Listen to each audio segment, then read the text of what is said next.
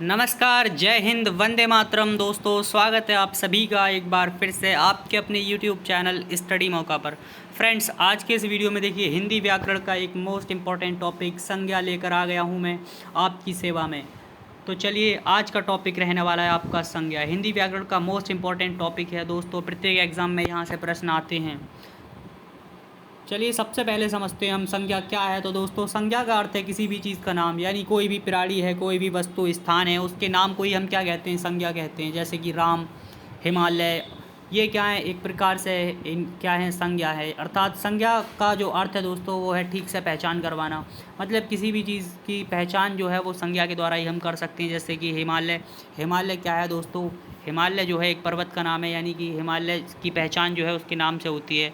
हमारी पहचान हमारे नाम से होती है। जैसे कि राम, राम की पहचान राम के नाम से होगी। तो इस प्रकार से संज्ञा जो है वो ठीक से पहचान करवाती है, ठीक से किसी भी चीज़ के बारे में ज्ञान करवाती है।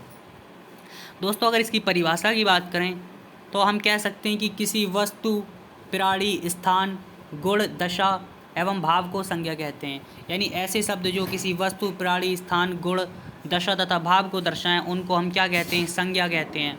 दोस्तों, अगर संज्ञा के भेद की बात करी जाए तो रचना के आधार पर, व्युत्पत्ति के आधार पर संज्ञा के भेद जो हैं वो आपके रूढ़, यौगिक तथा योग रूढ़ हैं। तथा अगर मैं देखिए अर्थ की दृष्टि से संज्ञा के प्रकार की बात करें, यहाँ से आपके एग्ज़ाम में प्रश्न बनते हैं। तो अर्थ की दृष्टि से संज्ञा जो है फ्रेंड्स कितने प्रकार की होती हैं, वो 5 प्रकार की होती हैं। सबसे पहला आपका व्यक्तिवाचक संज्ञा, दूसरा है आपका जातिवाचक संज्ञा, तीसरा द्रव्यवाचक संज्ञा, समूहवाचक संज्ञा एवं भाववाचक संज्ञा।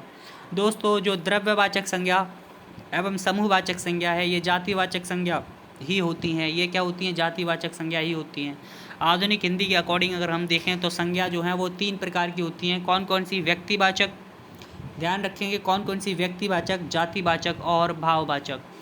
द्रव्यवाचक और समूहवाचक संज्ञा जो है वो जातिवाचक संज्ञा के अंतर्गत ही आती हैं आधुनिक हिंदी के अनुसार। दोस्तों, अब हम इनके बारे में एक एक करके डिस्कस करते हैं। आपके एग्ज़ाम में क्वेश्चन पूछा जाता है कि राधा जो है वो किस प्रकार की संज्ञा है, 4 ऑप्शन दे रखे होंगे। या फिर आपसे पूछा जाता है कि सुंदरता किस प्रकार की संज्ञा है। इस प्रकार से आपसे क्वेश्चन पूछे जाते हैं, तो आपको इनके बारे में पहले पढ़ना पड़ेगा, उसके बाद ही आप क्वेश्चन के आंसर आसानी से दे पाएंगे। सबसे पहले हम बात करते हैं देखिए व्यक्तिवाचक संज्ञा की। व्यक्तिवाचक संज्ञा दोस्तों क्या होती है, मतलब वे संज्ञा शब्द जो किसी एक वस्तु, एक व्यक्ति या स्थान विशेष का बोध कराते हों, व्यक्तिवाचक संज्ञा कहलाते हैं। जैसे कि राधा, राधा, कृष्ण, रहीम। यानी स्त्री एवं पुरुष के नाम, स्त्री एवं पुरुष के नाम क्या होंगे, किसी भी चीज़ का जो नाम होगा, किसी भी चीज़ का नाम होगा वो व्यक्तिवाचक संज्ञा के अंतर्गत आएगा। और व्यक्तिवाचक संज्ञा क्या होती है, वो एक वचन, व्यक्तिवाचक संज्ञा जो होती है दोस्तों एक वचन इसकी पहचान है। जैसे कि आपका देखिए नदियों के नाम, नदियों के नाम जो हैं वो किसी भी चीज़ का नाम, नदी का नाम, स्त्री पुरुष का नाम, त्योहारों का नाम, दिनों का नाम, नगर का नाम या फिर पर्वत का नाम, ये क्या है, किसी भी वस्तु का नाम जो है या किसी प्राणी का, किसी स्थान का नाम जो है दोस्तों, वो आपका व्यक्तिवाचक संज्ञा के अंतर्गत आएगा। दोस्तों, जैसे कि चंबल जो है क्या है, चंबल व्यक्तिवाचक संज्ञा है। जबकि अगर हम नदी की बात करें तो नदी जो है इसमें आपकी बहुत सारी नदी हो सकती हैं, नदी में आपकी बहुत सारी नदी हो सकती हैं। तो नदी जो है वो आपकी क्या है, वो आपकी जातिवाचक संज्ञा है। जातिवाचक संज्ञा ऐसी संज्ञा जिससे किसी भी प्राणी या किसी वस्तु के संपूर्ण वर्ग का बोध हो, संपूर्ण समूह का बोध हो, उसे हम जातिवाचक संज्ञा के अंतर्गत रखेंगे। जैसे कि आप देखें दिनों के नाम, दिनों के नाम देखिए सोमवार से रविवार तक, सोमवार से रविवार तक जितने भी दिन हैं, सोमवार, मंगलवार, बुधवार, बृहस्पतिवार या फिर आपका शुक्रवार, शनिवार, ये क्या हैं, आपके व्यक्तिवाचक संज्ञा के उदाहरण हैं। दिल्ली, अजमेर, जयपुर, दिल्ली, अजमेर, जयपुर, ये क्या हैं, या फिर ये जो हैं आपके व्यक्तिवाचक संज्ञा हैं। भाई अगर हम बात करें देखिए शहर, शहर जो है वो आपका, शहर जो है वो आपके क्या हो जाएगा, वो आपका जातिवाचक संज्ञा का उदाहरण हो जाएगा। क्योंकि शहर आपका कोई भी हो सकता है। शहर क्या है, एक प्रकार से जो है वो आपका, शहरों जो है वो शहर के अंतर्गत समूह की बात करते हैं हम, तो ये आपका जातिवाचक संज्ञा का उदाहरण हो जाएगा। वहीं अगर दिल्ली की बात करें तो दिल्ली क्या है, एक शहर है, तो ये जो दिल्ली है आपका वो व्यक्तिवाचक संज्ञा हो जाएगा, ध्यान रखेंगे। जनवरी, फरवरी, मार्च, जनवरी, फरवरी, मार्च अगर कोई नाम लेता है तो वो किसके अंतर्गत आएगा, वो आपका व्यक्तिवाचक संज्ञा के अंतर्गत आएगा। देखिए विभिन्न देश जो होंगे, यानी देशों या देश जो होंगे वो आपके क्या होंगे, जातिवाचक। और अगर हम बात करें भारत, किसी स्पेसिफिक यानी किसी विशेष देश के नाम की तो वो आपका व्यक्तिवाचक संज्ञा होगा। दोस्तों नेक्स्ट है आपका जातिवाचक संज्ञा। जातिवाचक संज्ञा क्या होती हैं? तो देखिए वे संज्ञा शब्द जो किसी वस्तु, व्यक्ति तथा स्थान के संपूर्ण जाति यानी किसी वस्तु, व्यक्ति, स्थान विशेष का बोध ना कराते हुए बल्कि उस वस्तु या उस व्यक्ति या उस स्थान के संपूर्ण वर्ग, जाति या समूह का बोध कराते हैं, वो जातिवाचक संज्ञा कहलाती हैं। जैसे कि कवि, कवि के अंतर्गत देखिए आपका रामधारी सिंह दिनकर एक कवि हैं, लेकिन रामधारी सिंह दिनकर जो है वो आपका कैसी संज्ञा हो जाएगा? रामधारी सिंह दिनकर आपका फ्रेंड्स व्यक्तिवाचक संज्ञा हो जाएगा। लेकिन कवि के अंतर्गत तो बहुत सारे हो सकते हैं ना, कवि तो बहुत सारे हो सकते हैं। तो कवि क्या है? जो वो है कवि जो है वो कवियों का समूह है, तो इसलिए ये आपका जातिवाचक संज्ञा हो जाएगा। क्या हो जाएगा? जातिवाचक संज्ञा। जैसे कि आपका पुस्तक क्या है दोस्तों? वो आपका जातिवाचक संज्ञा है। बल्कि अगर हम रामायण की बात करें तो रामायण क्या है? वो एक पुस्तक है। तो रामायण एक पुस्तक है यानी एक वचन है, तो रामायण जो है वो आपका व्यक्तिवाचक संज्ञा हो जाएगा। नगर में देखिए आपका नगर जो है वो जातिवाचक संज्ञा, क्योंकि नगर कोई सा भी हो सकता है। नगर जो है वो विभिन्न नगरों का समूह है ना, कोई सा भी नगर आ सकता है ना इसके अंतर्गत, तो ये आपका जातिवाचक संज्ञा हो जाएगा। स्त्री में स्त्री तो कोई भी हो सकती है भाई, लेकिन अगर किसी स्पेसिफिक किसी नाम से अगर स्त्री को पुकारा जाता है, जैसे कि पूजा, तो पूजा क्या है? पूजा एक वचन है, एक स्त्री है, यानी पूजा का नाम है, तो इसको हम किसके अंतर्गत रखते हैं? इसको हम व्यक्तिवाचक संज्ञा कहेंगे। देखिए सब्जी, नगर, गांव, इसी प्रकार से नदी, लेखक, पशु, पक्षी, कोचिंग, विद्यालय, देश आदि ये क्या होंगे? ये आपके जातिवाचक संज्ञा होंगी। दोस्तों द्रव्यवाचक संज्ञा क्या है? द्रव्यवाचक संज्ञा देखिए संसार में प्रत्येक वस्तु द्रव्यवाचक संज्ञा के अंतर्गत आती है। जैसे कि आपके हाथ में जो फ़ोन है ये भी क्या है? द्रव्य का बना है ना, ये पदार्थ का बना होता है ना, तो ये क्या है? या फिर पेन है आपकी, ये सोना हो, चांदी हो, ये आपकी द्रव्यवाचक संज्ञा है। क्या है? आपकी द्रव्यवाचक संज्ञा है। तो जिस संज्ञा शब्द से उस सामग्री या पदार्थ का बोध होता हो जिससे कोई वस्तु बनी है, उसको हम द्रव्यवाचक संज्ञा कहते हैं। जैसे कि सोना, चांदी, तांबा, लोहा, ऊन, तेल, पानी, घी, दही आदि, या फिर धुआं, ऑक्सीजन, ये आपके किसके अंतर्गत आएंगे? द्रव्यवाचक संज्ञा के अंतर्गत आएंगे। द्रव्यवाचक संज्ञा के अंतर्गत आएंगे। द्रव्यवाचक संज्ञा दोस्तों इसकी पहचान अगर मैं बताऊं तो द्रव्यवाचक संज्ञा को हम गिन नहीं सकते, इनको केवल नाप या तोल सकते हैं। द्रव्यवाचक संज्ञा को नापा एवं तोला जा सकता है। जैसे कि दूध को हम गिन नहीं सकते, दूध को केवल नाप सकते हैं। इसी प्रकार से पानी को नाप सकते हैं या तोल सकते हैं। ऐसी लोहा, सोना, ये जो है हम केवल तोल सकते हैं। अनाज हो गया, अनाज आपका, अनाज गिना तो नहीं जा सकता ना, अनाज तोला जा सकता है, तो ये आपका द्रव्यवाचक संज्ञा की पहचान हो जाएगी। समूहवाचक संज्ञा दोस्तों, समूहवाचक संज्ञा, आप मान लिए कक्षा में गए, तो आप माने कक्षा में गए तो कक्षा क्या है दोस्तों? वो विभिन्न विद्यार्थियों का समूह है ना, तो कक्षा जो है वो एक समूह का बोध कराता है। यानी ऐसी संज्ञा शब्द जो किसी एक व्यक्ति का वाचक न होकर पूरे समुदाय का बोध कराएं, उनको हम समूहवाचक संज्ञा कहते हैं। और ये आपका जातिवाचक संज्ञा के अंतर्गत ही आता है, जैसे कि मैंने आपको बताया। तो इसमें आपका कोई वर्ग हो सकता है या फिर आपकी एक टीम, क्रिकेट टीम हो सकती है। जैसे कि मान लें भारतीय क्रिकेट टीम ने विश्व कप T20 विश्व कप जीता, तो इसका अर्थ क्या है? इसका अर्थ ये है कि पूरी टीम, यानी टीम के जो 11 सदस्य हैं, यानी सभी सदस्य, यानी एक समूह की बात हो रही है, या फिर कोई सभा चल रही है, तो सभा जो है वो भी आपकी क्या होती है? एक समूह होती है। या फिर परिवार में देखिए विभिन्न सदस्य होते हैं, तो परिवार जो है वो विभिन्न सदस्यों का समूह है।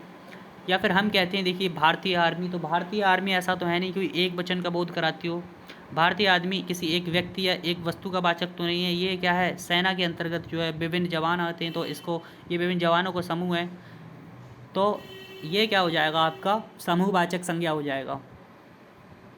चलिए भाववाचक संज्ञा की बात करते हैं, काफ़ी इंपॉर्टेंट है, यहाँ से क्वेश्चन बनते ही बनते हैं। भाववाचक संज्ञा क्या है दोस्तों? भाववाचक संज्ञा, भाववाचक जैसे कि इसके नाम से स्पष्ट है कि ऐसे संज्ञा शब्द जो किसी व्यक्ति, वस्तु, स्थान के गुण, दशा तथा अवस्था या फिर भाव को दर्शाएं या भाव का बोध कराएं, उनको हम क्या कहते हैं? भाववाचक संज्ञा कहते हैं। भाववाचक संज्ञा की एक विशेषता है कि इसको केवल महसूस किया जा सकता है, इसको देखा नहीं जा सकता। यानी भाववाचक संज्ञा की पहचान क्या है? ये जो है आपकी अदृश्य होती है। भाववाचक संज्ञा अदृश्य होती है। देखिए भाववाचक संज्ञा जो होती है वो विभिन्न प्रत्यय विभिन्न प्रत्यय जोड़कर भाववाचक संज्ञा का निर्माण किया जा सकता है, जैसे कि आपका ता, त्वा या फिर आपका पन, आबट, सजावट। में आगे आपको बताऊंगा किस प्रकार से भाववाचक संज्ञा का निर्माण किया जाता है, किस प्रकार से भाववाचक संज्ञा बनाई जा सकती हैं, जातिवाचक संज्ञा से, सर्वनाम से, या फिर चाहे वो विशेषण से क्यों ना हो। तो ये मैं भी आगे आपको बताने वाला हूँ। उससे पहले हम भाववाचक संज्ञा को एक बार समझते हैं। तो मैंने बताया कि ऐसे शब्द जो किसी व्यक्ति, वस्तु, स्थान के गुण, दशा तथा अवस्था एवं भाव को दर्शाएं, भाव का बोध हो, वो क्या कहलाएंगे, भाववाचक संज्ञा। जैसे कि सर्दी, गर्मी, बचपन, बुढ़ापा, सौंदर्य आदि। देखिए सौंदर्य जो है वो हम देख नहीं सकते, सौंदर्य को केवल महसूस किया जा सकता है। तो ये आपका क्या हो जाएगा, सौंदर्य जो है वो भाववाचक संज्ञा हो जाएगा। भाववाचक संज्ञा जो होती हैं दोस्तों, जैसे कि मित्र, मित्रता जो है वो हमें दिखती तो नहीं है ना, लेकिन मित्रता होती है, तो वो क्या होती है, भाववाचक संज्ञा। भाववाचक संज्ञा जिसे हम केवल फील कर सकें, यानी एक भावनात्मक जो संज्ञा है वो केवल फील करी जा सकती है, भाववाचक संज्ञा। चलिए अब देखिए, अब इस थ्योरी के बाद हम क्वेश्चन की तरफ बढ़ते हैं, अभ्यास प्रश्नों को देखते हैं। इसके बाद आपका टॉपिक और क्लियर हो जाएगा। सबसे पहला क्वेश्चन आपके समक्ष, आपके सामने, कि इनमें से कौन सी जातिवाचक संज्ञा है। इनमें से जातिवाचक संज्ञा कौन सी है, लड़की, राम, गंगा या फिर पूजा। तो दोस्तों इसमें लड़की क्या होगी, आपकी जातिवाचक संज्ञा होगी। लड़की क्या है दोस्तों, जातिवाचक संज्ञा हो जाएगी। और शेष राम, गंगा, पूजा जो हैं वो आपकी क्या होंगी, वो आपकी व्यक्तिवाचक, यानी किसी भी वस्तु का, किसी भी प्राणी का, किसी भी स्थान का नाम जो है वो क्या कहलाएगा, आपका व्यक्तिवाचक संज्ञा है। तो ये आपकी व्यक्तिवाचक संज्ञा हो जाएंगी। क्या हो जाएंगी, व्यक्तिवाचक संज्ञा। लड़की जो है वो आपकी फ्रेंड्स जातिवाचक संज्ञा हो जाएगी। अगला क्वेश्चन देखते हैं। अगला क्वेश्चन कहता है कि रुकावट जो है, रुकावट किस प्रकार की संज्ञा है। रुकावट जो है वो किस प्रकार की संज्ञा है, भाववाचक, व्यक्तिवाचक, जातिवाचक या फिर इनमें से कोई नहीं। रुकावट जो है दोस्तों वो आपकी भाववाचक संज्ञा, ऑप्शन ए करेक्ट हो जाएगा। रुकावट आपकी भाववाचक संज्ञा है। रुकावट आपकी कैसी संज्ञा हो जाएगी, भाववाचक। आगे देखते हैं अगला क्वेश्चन कि इनमें से भाववाचक संज्ञा कौन सी है।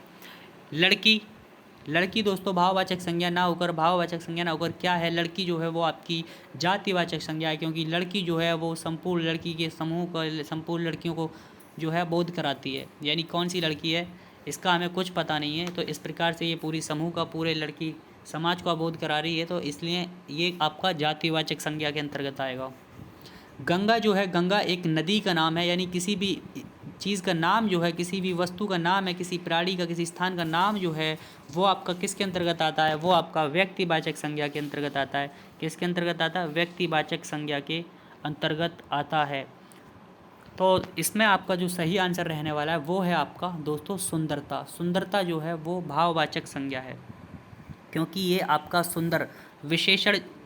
देखिए मोहन सुंदर है, मोहन जो है सुंदर है, मोहन सुंदर है।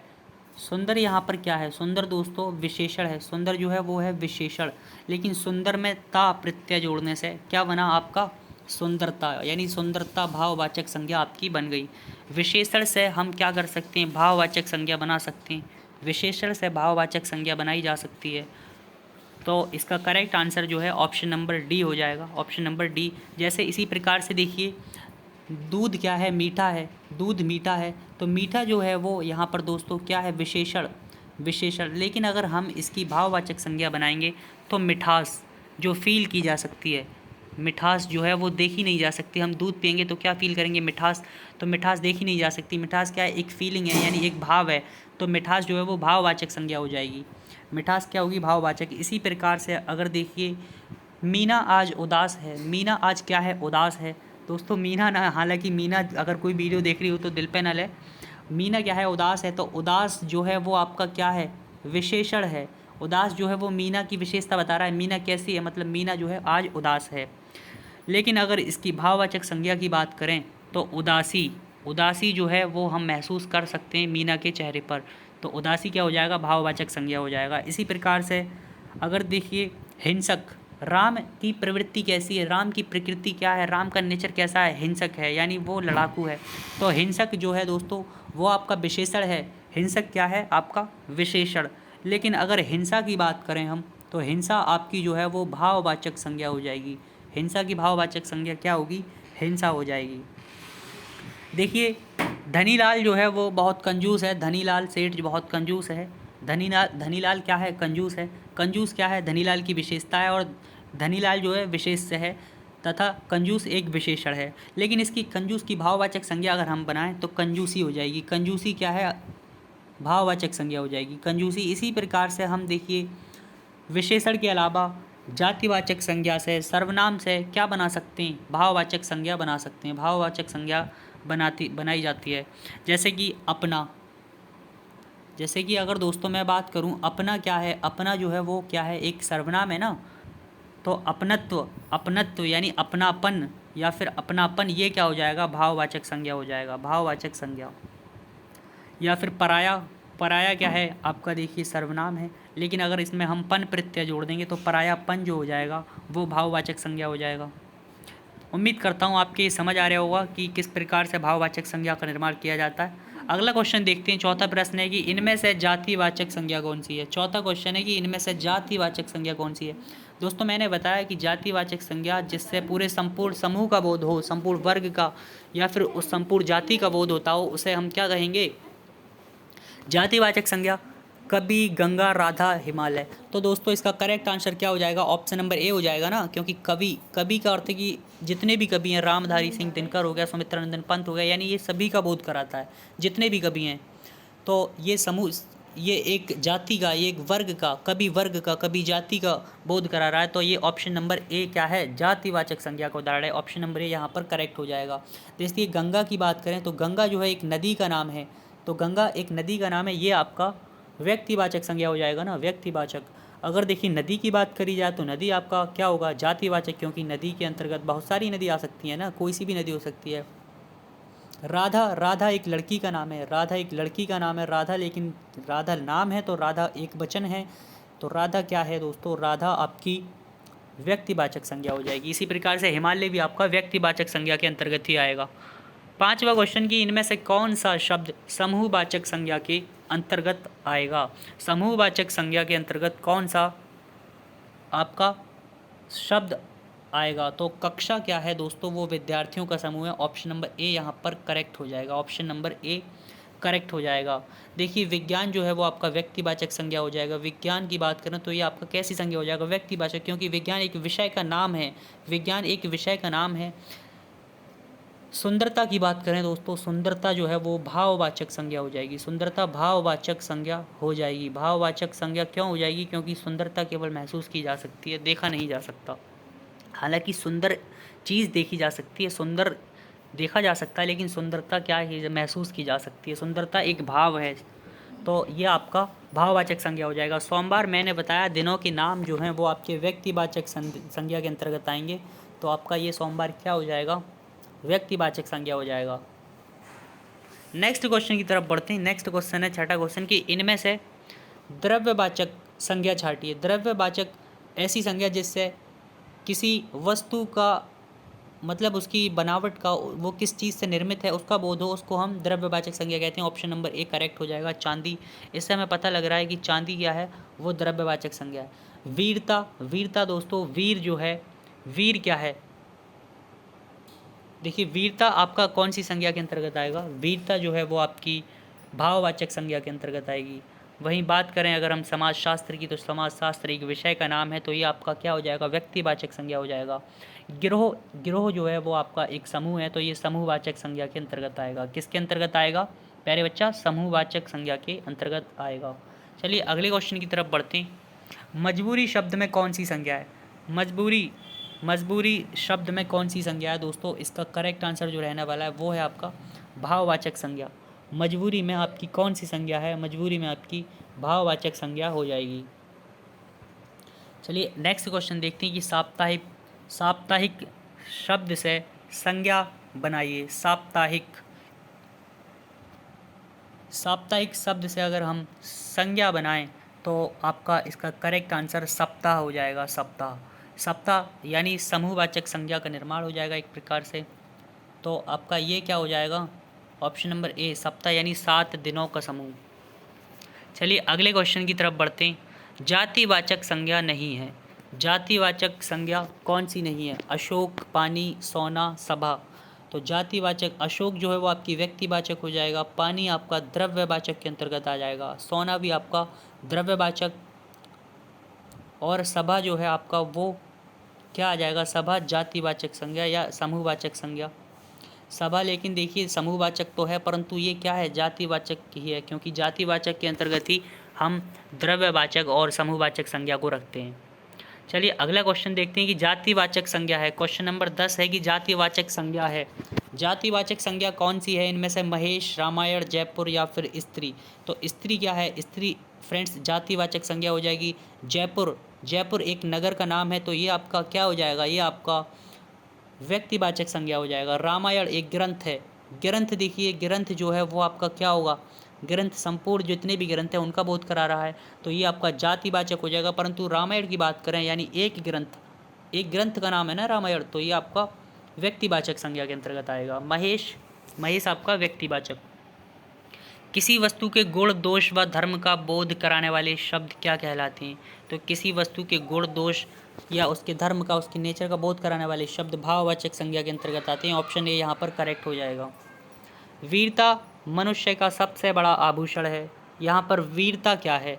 वीरता दोस्तों क्या है? जातिवाचक संज्ञा, व्यक्तिवाचक संज्ञा, भाववाचक संज्ञा या फिर इनमें से कोई नहीं?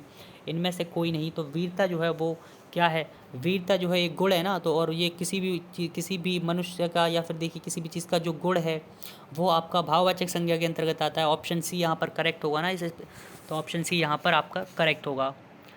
चलिए अगला क्वेश्चन देखते हैं। भाववाचक संज्ञा से निर्मित विशेषण है। भाववाचक संज्ञा से निर्मित विशेषण है, यानी विशेषण ऐसी संज्ञा, देखिए प्यारा जो है दोस्तों, प्यारा, प्यार क्या है आपकी? प्यार केवल फील किया जा सकता है ना, प्यार एक भाव है, तो प्यार जो है वो एक भाव है यानी भाववाचक संज्ञा है। तो प्यार से विशेषण बना है क्या? प्यारा। ये चीज़ बहुत प्यारी है, ये चीज़ बहुत प्यारी है, ये चीज़ क्या है? बहुत प्यारी है, यानी ये चीज़ बहुत प्यारी है। या राम बहुत प्यारा है, राम बहुत प्यारा लड़का है, तो प्यारा जो है क्या है? वो राम की विशेषता बता रहा है, राम कैसा प्यारा है, यानी प्यारा इसका करेक्ट आंसर हो जाएगा, ऑप्शन नंबर ए। चलिए नेक्स्ट क्वेश्चन देखते हैं कि निम्न में से कौन सी भाववाचक संज्ञा जातिवाचक संज्ञा से नहीं बनी है। भाववाचक संज्ञा कौन सी भाववाचक संज्ञा जातिवाचक संज्ञा से नहीं बनी है? बचपन, बुढ़ापा, अपना जो है दोस्तों, अपनापन, मैंने बताया आपको अपना क्या है? सर्वनाम है, तो अपना में जब पन प्रत्यय जोड़ते हैं तो हम क्या होते हैं? भाववाचक संज्ञा बन जाती है ना सर्वनाम से। तो ये आपका किसके अंतर्गत आता है? यह आपका दोस्तों अपनापन जो है वो जातिवाचक संज्ञा से ना बनकर किससे बना है? सर्वनाम से बना है। बचपन, बचपन यानी बच्चा, बच्चा में जब पन जोड़ेंगे पन प्रत्यय तो बचपन, बच्चा जो है वो आपका जातिवाचक संज्ञा आ जाएगी ना बच्चा। और बुढ़ापा यानी बूढ़ा, बुढ़ापा जब इसमें पा प्रत्यय जोड़ेंगे तो बुढ़ापा, यानी बूढ़ा तो कोई भी हो सकता है, तो बूढ़ा क्या जाति का बोध करा रहा है। शिशु, शिशु में जब हम वाह जोड़ते हैं तो शेषा हो जाएगा ना, तो फिर वो शिशु जो है आपकी जातिवाचक संज्ञा। उपरोक्त तीनों जो भाववाचक संज्ञा है वो किससे बनी है? जातिवाचक संज्ञा से बनी है। निम्न में से कौन सी भाववाचक संज्ञा विशेषण से नहीं बनी है? लघुता, लघुता देखिए लघुता, लघुता, सुंदरता, खट्टापन, लिखाई, लिखाई। तो दोस्तों इसका करेक्ट आंसर जो है वो देखिए लघुता जो है फ्रेंड्स, लघुता किससे बनी है? लघु जो है वो विशेषण होता है ना, क्या लघु स्वर, यानी स्वर कैसा है? लघु है यानी छोटा है, तो लघु क्या है? यहाँ पर विशेषण है, तो विशेषण से हम भाववाचक संज्ञा बनाते हैं लघुता। या सुंदर से भाववाचक संज्ञा बनाते हैं सुंदरता। खट्टा, कोई चीज़ खट्टी है, खट्टा क्या है? विशेषण है ना, यानी इमली खट्टी है, इमली कैसी है? खट्टी है, तो खट्टी, खट्टा यहाँ पर क्या बता रहा है? इमली की विशेषता बता रहा है, तो ये भी आपका क्या हुआ? विशेषण हुआ। तो यानी ये option number A, option number B, option number C गलत हो जाएंगे। लिखाई जो है आपका करेक्ट आंसर हो जाएगा। लिखाई जो है फ्रेंड्स करेक्ट आंसर हो जाएगा, क्योंकि लिखना, लिखना जो है वो क्या है? क्रिया है। लिखना क्या है? क्रिया है, तो ये आपका क्रिया से बना है। लिखाई जो है, लिखाई भाववाचक संज्ञा जो है वो क्रिया से बनी है। क्रिया से, जैसे कि अगर और भाववाचक संज्ञा की मैं बात करूं, आपके एग्ज़ाम की दृष्टि से इम्पॉर्टेंट अगर क्रिया से भाववाचक संज्ञा बनाने के लिए आए या पूछी जाए आपसे, तो कैसे देखिए, खेलना क्या है? खेलना दोस्तों, खेलना क्रिया है ना, खेलना क्या है? क्रिया। लेकिन खेलना से अगर हम भाववाचक संज्ञा बनाएं तो खेल जो है वो भाववाचक संज्ञा हो जाएगा, खेल भाववाचक संज्ञा हो जाएगा। वहीं बात करें अगर हम देखिए लड़ना, लड़ना एक क्रिया है लेकिन लड़ाई भाववाचक संज्ञा हो जाएगा। सीना, किसी भी चीज़ को सीना एक क्रिया है लेकिन सिलाई भाववाचक संज्ञा। इसी प्रकार से उड़ान, उड़ान जो है वो, उड़ान एक भाववाचक संज्ञा है लेकिन ये किस क्रिया से बनी है, ये उड़ना से बनी है। तो इस प्रकार से हम जातिवाचक संज्ञा से, भाववाचक संज्ञा से, क्रिया से, अव्यय से जो है हम क्या बना सकते हैं, भाववाचक संज्ञा बना सकते हैं। उम्मीद करता हूँ दोस्तों आज की वीडियो आपके समझ आई होगी। अगर वीडियो आपको समझ आई तो चैनल को सब्सक्राइब करें एंड वीडियो को लाइक करें। अगर आप इस पीडीएफ को अगर प्राप्त करना चाहते हैं तो हमारे व्हाट्सएप चैनल को ज़रूर ज्वाइन करें, जिसका लिंक डिस्क्रिप्शन में मैं आपको दे दूँगा।